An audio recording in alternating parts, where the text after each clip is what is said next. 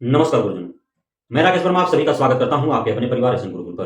गुरुजनों, मैंने पूर्व में ही आप सभी को यह आश्वस्त किया है कि लगभग जितने भी आप सभी नियोजित शिक्षक शिक्षिकाएं हैं, 3.5 पौने 4 लाख, उसमें से 72 से 75 हजार नियोजित शिक्षकों का 9 साल निगरानी समिति का जांच करते हुए बीत गए, परंतु अब तक उनके पास फाइल फोल्डर नहीं पहुंच पाए हैं। साथ ही जब शिक्षा विभाग के द्वारा एक वैकल्पिक व्यवस्था बनाया गया कि ई शिक्षा कोर्स पोर्टल पर सभी दस्तावेजों का सभी शिक्षक अपना सॉफ्ट कॉपी उस पर अपलोड कर दें, ताकि जो जिस जिला में है उस जिला का डीईओ वहां से वह डॉक्यूमेंट्स प्राप्त करे, डाउनलोड करे और उसे हार्ड कॉपी के रूप में इस्तेमाल करे। वह उसे डीओ जो है या डीपीओ जो है अपना टेस्टेड कर करके और निगरानी समिति को दे दे।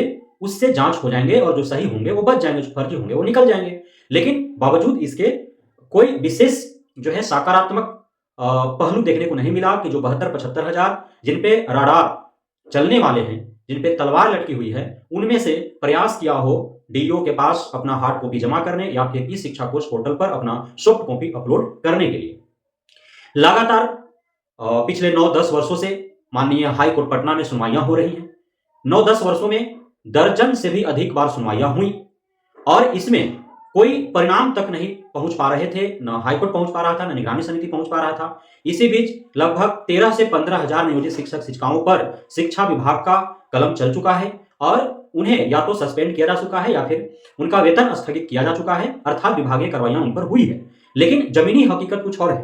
विभागीय कार्रवाइयां जो 13,000 15,000 शिक्षक शिक्षिकाओं पर होने की बात कही जा रही है, कितने लोग उनमें से हटे हैं या किनको पेमेंट नहीं मिल पा रहा है, स्थगित है 6-6 महीना साल भर से, फिर भी वे लगातार विद्यालय में जा रहे हैं और ढीठता के साथ वो अड़े हुए हैं, पढ़ा रहे हैं। कहां कार्रवाइयां हो रही हैं? सिर्फ कागजी कार्रवाई हो रहे हैं और शिक्षा विभाग ने माननीय कोर्ट को बताया कि 13 से 15 हजार शिक्षक शिक्षिकाओं को हटाया जा चुका है, लेकिन जमीनी हकीकत कुछ और है।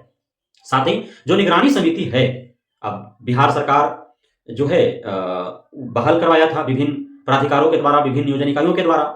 पूरे बिहार भर में 9,000 से भी अधिक नियोजन इकाइयां थी और उसके द्वारा बहाल हुए, कई चरणों में बहाल हुए। 2005 से लेकर के 2023 तक नियोजन इकाइयों के द्वारा बहाली हुई और तमाम जो धांधली सेटिंग हुआ है, पैसे का लेन देन हुआ है, फर्जीवाड़ा हुआ है, किसी ऐसा नहीं है कोई उससे अवगत नहीं है, सभी लोग परिचित हैं, सभी के संज्ञान में है क्या कुछ हुए हैं। सभी जो है झोला भर करके जाते थे और वहां जो है भांगा फैलाए बैठे रहते थे कि कोई आए और ज्वाइनिंग लेकर के पैसा देकर के चला जाए। तो इस प्रकार के खेल हुए हैं। निगरानी समिति को भी पता है, माननीय हाईकोर्ट पटना को भी पता है। इसलिए जब यह मामला उठा सरकार के विरुद्ध, जब कुछ लोग माननीय हाईकोर्ट पटना के दरवाजा खटखटाएं, तो माननीय हाईकोर्ट ने सरकार को बोला कि आप एक जांच कमेटी जो है वो गठित करवाइए और जांच कमेटी के द्वारा जांच होंगे। जांच पिछले 9-10 वर्षों से हो रहे हैं, लेकिन अब तक अंतिम निर्णय तक नहीं पहुंच पाया जांच कमेटी की आखिर किया क्या जाए।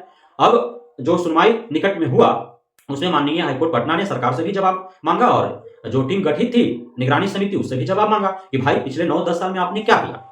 तो उसने कहा कि 72-75 हजार क्या। निगरानी समिति ने जो पटना हाईकोर्ट के बोला वो 1 लाख से भी अधिक, लगभग 1,10,000-20,000 लोगों के बारे में उन्होंने कहा कि इतने शिक्षक शिक्षिकाओं का अब तक फाइल फोल्डर उनके पास पहुंचा ही नहीं है, तो जिनका पहुंचा नहीं वो कैसे उनका जांच करे। सवाल तो यह उत्पन्न होता है। तो भाई सरकार को बोला कि आप जब पिछले 9-10 साल से जांच चल रहे हैं, जब इतने लोगों का फाइल फोल्डर पहुंचा ही नहीं इनके पास, ये जांच कर पाने में सक्षम ही नहीं है, तो फिर उन लोगों के ऊपर कार्रवाई क्या हुई। तो उसमें बस बता दिया गया कि हाँ 13-14 हजार लोगों पर कार्रवाई हुई है और कार्रवाइयां हो रही हैं धीरे धीरे। तो अब इस पर माननीय हाईकोर्ट ने सीधा कहा कि भाई इस पर अब न तो सरकार को समय मिलेगा न ही जांच समिति को समय मिलेगा। अब कोर्ट यह निर्णय लेगी कि जिनका फाइल फोल्डर निगरानी समिति तक नहीं पहुंचा है उनके साथ करना क्या है। अब इसमें एक और चीज निकल कर क्या रहा है, चूंकि निगरानी समिति में जो लोग हैं वे भी तो आम मानव ही हैं, तो आखिर क्या ऐसी गारंटी है कि जो निगरानी समिति में जो अधिकारी पदाधिकारी हैं वे एकदम निष्पक्ष और पारदर्शी हैं, स्वच्छ हैं, साफ हैं।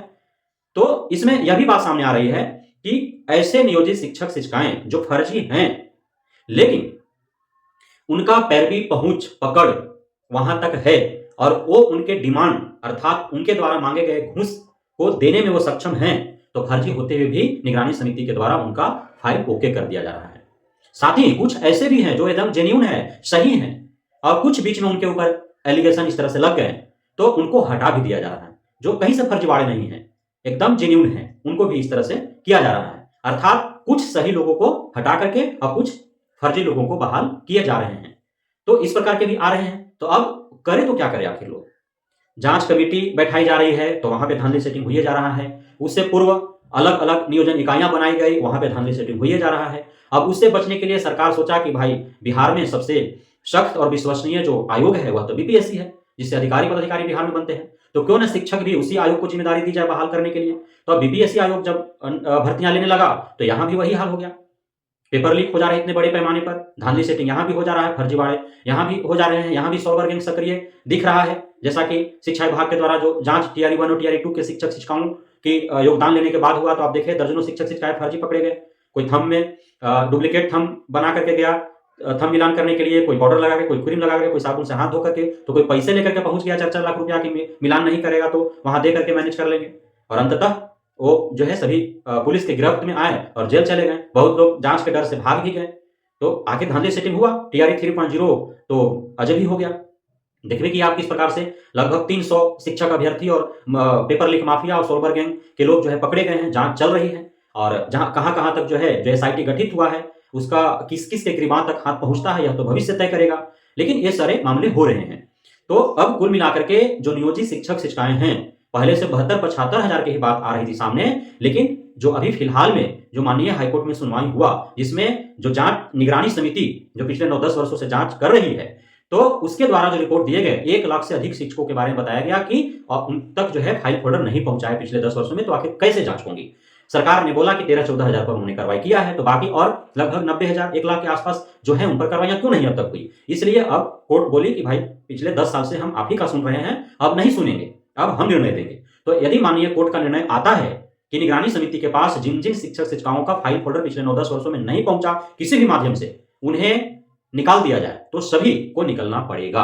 एक ही बार में सन्नाटा हो जाएगा और फिर निकलेगी एक नई भर्ती, बड़ी भर्ती देखने को मिलेगा। और हम उम्मीद करते हैं कि जो भी आगामी जो भी बीपीएससी टीआरई 3.0 कैंसिल हुआ है, या फिर जो आने वाला आगामी जो भी शिक्षक भर्ती होगी या फिर सक्षमता परीक्षा जो हो रहे हैं, वह निष्पक्ष हो, पारदर्शी हो, किसी प्रकार के उसमें जो है धांधली सेटिंग न हो, कहीं पेपर लीक न हो, कोई सर्वर गैंग सक्रिय न हो, सभी ईमानदारी पूर्वक जो है वह परीक्षा में बैठे और परीक्षा पास करे। साथ ही कोई अनर्गल जो लोग हैं, जो असामाजिक तत्व हैं, उसकी उनमें जो है संलिप्तता न हो, ऐसा हम उम्मीद करते हैं शिक्षा विभाग से भी, बीपीएससी आयोग से भी, बिहार बोर्ड से भी, बिहार सरकार से भी और बिहार के शासन प्रशासन से भी। तो बहुत बहुत धन्यवाद आप सभी नियोजित शिक्षक शिक्षिकाओं एवं नवनियुक्त शिक्षक साथियों को हमारे साथ जुड़े रहने के लिए, बढ़ने के लिए, इतना प्यार देने के लिए, हम पे भरोसा बनाए रखने के लिए। जय हिंद।